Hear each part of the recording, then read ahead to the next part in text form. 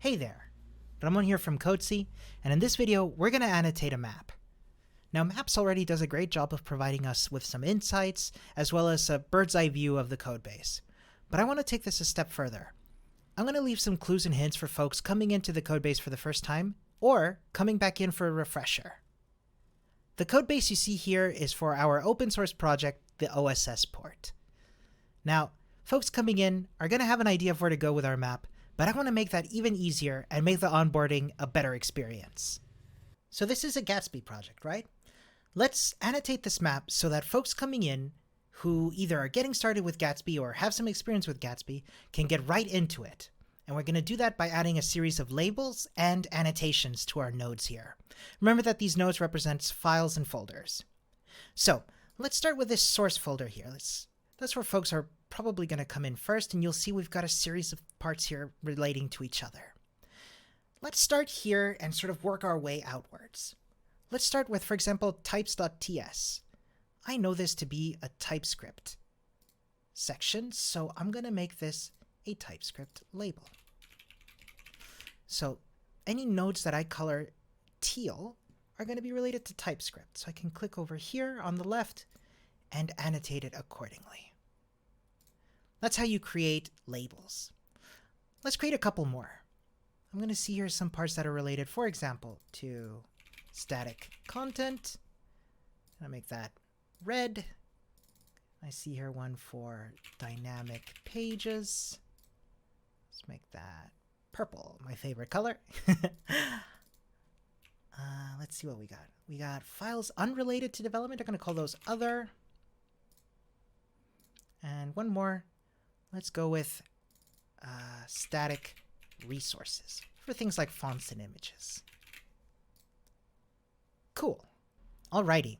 Let's start applying our labels. I'm going to come over here to the left, pick the label applier, and select my label. Let's start with other. I always like starting with other. Sort of eliminates the rest. So let's see. We've got some of our config stuff, JSON. Yeah, let's apply it to a bunch of these, as well as our yarn lock, our git ignore, our environment stuff, tailwind config.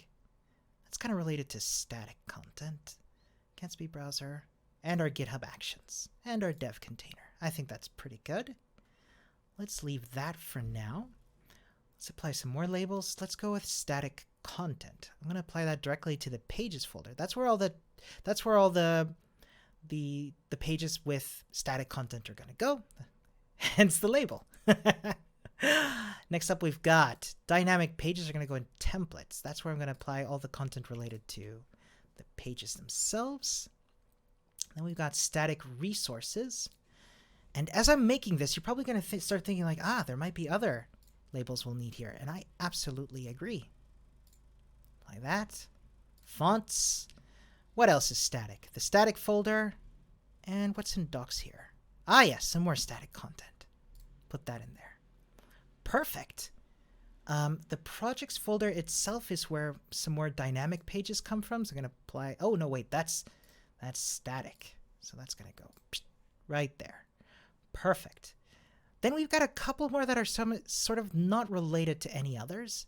So for example, I'm noticing the README and the code of conduct, in my opinion, are both related to documentation. So let's create that label right away. Let's make that, light green. Documentation. Perfect. There we go. Code of conduct.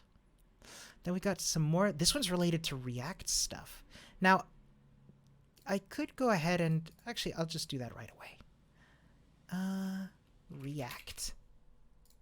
And we're going to put that for, let's make that, picking colors is hard. Let's make this blue. We're going to apply that to these two here, our utils. Our Gatsby is related to React. Yeah, let's do that. And for this config as well. Perfect. Almost there. We've got our tailwind config. That's kind of static to me. So I'm going to go with static resources here. There we go. Excellent. Almost done. Next, let's apply some annotations. So for example, we see some notes here that are semi-related. For example, in utils, I'm going to add a note here and call this general React and JS helpers.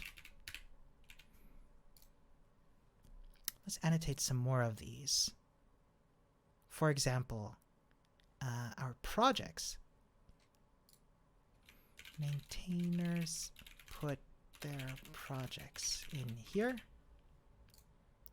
And you can see I'm already starting to add more content that kind of brings this map to life. Once I've done a whole bunch of these, I'm ready to save this. So I can click up here on the Save button.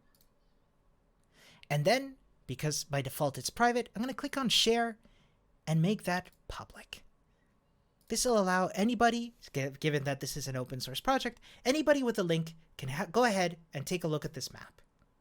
So that's map annotations. Hope this is helpful. Can't wait to see what maps you make. Thanks for watching.